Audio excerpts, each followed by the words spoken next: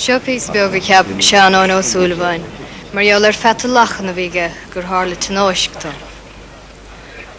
Creaturín lantis bronlum deigrach im chinnif sa forsis tu brote tangslach.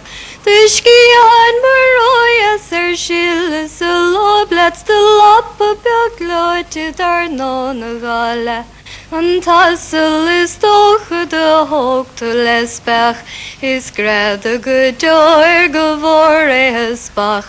Gerd bat a fin choge rinkus a toner is kangel ne loer kostor in de stek. Tarren som rood kan gedosje dichne, is na bicho glorach ni kjol de wak. Ieder brisje geslone tang, is je voorts is cases en dozen me lachen vokach.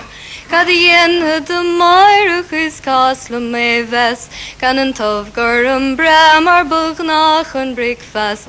Is asnuf dom lante een baske sa tartach feing is var me lachen vokach.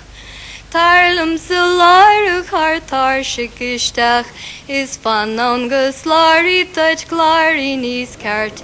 Dien het kleding en daske frische de gnavin is nimig ni la is persas te gumma. Stopped lachan dat gesnaffer mach, shentik lives fare de lache vokach. Betug ons barsvike krahiski han an rifta sachen warte i gardu akwak.